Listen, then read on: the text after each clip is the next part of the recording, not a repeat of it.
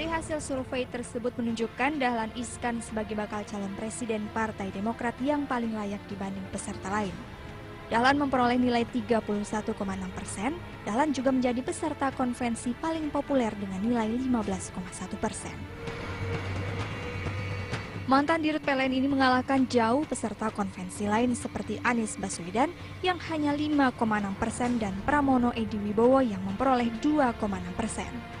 Bahkan Marzuki yang popularitasnya mencapai 12,5% tetap belum dianggap layak menjadi capres.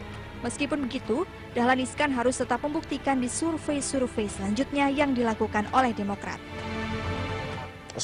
Spektakuler tapi kadang-kadang juga kontroversial ya. Nah, tapi orang juga mengatakan, oh ini karena dia juga punya media kan begitu. Nah, jadi ini saya kira nanti akan diuji lebih lanjut dalam survei-survei yang akan dilakukan oleh Demokrat. Mudah-mudahan memang survei itu juga dilakukan benar-benar atas dasar prinsip-prinsip dan metodologi yang bisa memberikan suatu hasil yang valid. Pelaksanaan survei ini menggunakan metodologi penelitian dengan pengumpulan data melalui wawancara via telepon. Populasi survei ini berada di 10 kota besar dan memiliki hak pemilu. Jumlah sampel sebanyak 1.000. Ya, demikian. Dahlan Iskan ternyata dinyatakan sebagai calon presiden paling populer yang terdapat dari 11 nama peserta konvensi Partai Demokrat. Tapi akan seperti apa perkembangan nama-nama yang terlibat dalam konvensi tersebut? Kita masih bersama dengan Gun-Gun Haryanto, seorang analis politik dari UIN Syarif Hidayatullah. Tadi kita menyaksikan Dahlan Iskan menjadi yang populer dari 11 nama itu tadi. Pollster yang mungkin tidak akan menjadi pollster resmi Partai Demokrat atau mungkin bakal menjadi, kita tidak tahu. Tapi yang jelas selama 8 bulan ke depan sebetulnya yang bekerja nanti adalah lembaga-lembaga survei alias pollster untuk menentukan siapa yang akan terpilih menjadi calon presiden dari Partai Demokrat. Bagaimana menjamin pollster ini bekerja secara fair? Ya, saya kira selain nilai etis ya, yang harus dijunjung tinggi oleh lembaga survei, itu harus ada profesionalitas dalam konteks penerapan metodologi survei. Karena bagaimanapun ini tentu akan menjadi ujian bagi kredibilitas lembaga survei yang bersangkutan. Publik tidak bodoh ya, terutama di lingkungan akademis itu banyak sekali orang yang paham. Persoalannya kan selama ini kita sudah melihat banyak sekali lembaga survei yang diragukan kinerjanya dan boleh jadi ini akan terjadi juga dalam konvensi. Makanya saya melihat bahwa selain ada lembaga survei, itu harus ada satu mekanisme yang mengaudit hasil kinerja lembaga survei. Dilakukan oleh panitia atau komite konvensi. Saya melihat kalau urusan komite konvensi itu udah terlalu beban berat ya untuk kemudian mereka menangani satu konvensi 8 bulan itu. Banyak hal teknis yang mereka juga harus lakukan dan belum tentu mereka paham metodologi survei gitu ya. Artinya harus ada lembaga baru yang dibentuk untuk mengatasi itu. Iya, kalau memang tidak tanggung-tanggung ya, artinya karena sangat mungkin kemudian akan ada satu skenario gitu dari 1-2 peserta konvensi yang mencoba untuk menjadi free rider atau menjadi penunggang bebas. Betul. Bagaimanapun ini liga besar ya, jadi orang mungkin akan tergoda. Bagaimanapun saya setuju ini adalah wilayah permainan persepsi.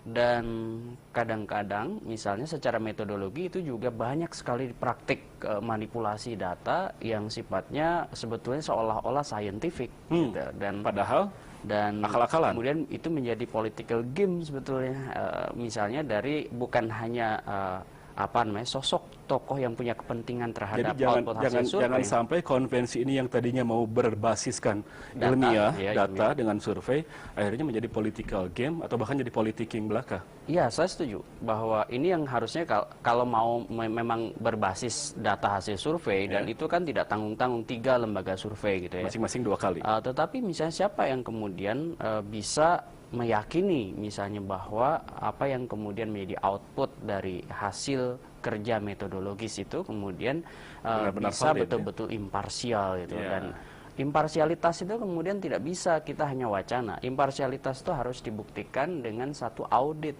hasil survei. Apalagi kalau misalnya nanti ada kata dalam tanda petik gangguan misalnya hasil survei lembaga-lembaga lain yang sebenarnya tidak ikut di hire oleh Partai Demokrat untuk terlibat. Malah itu mungkin bagus ya.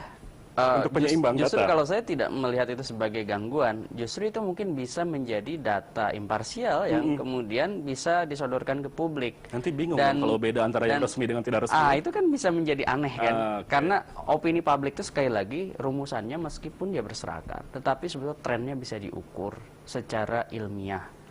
Dan ukuran ilmiah itu tentu kan akan menjadi tanda tanya besar kalau secara metodologi sama, sampelnya sama, tetapi hasilnya berbeda jauh, misalnya antara trennya itu berbeda jauh.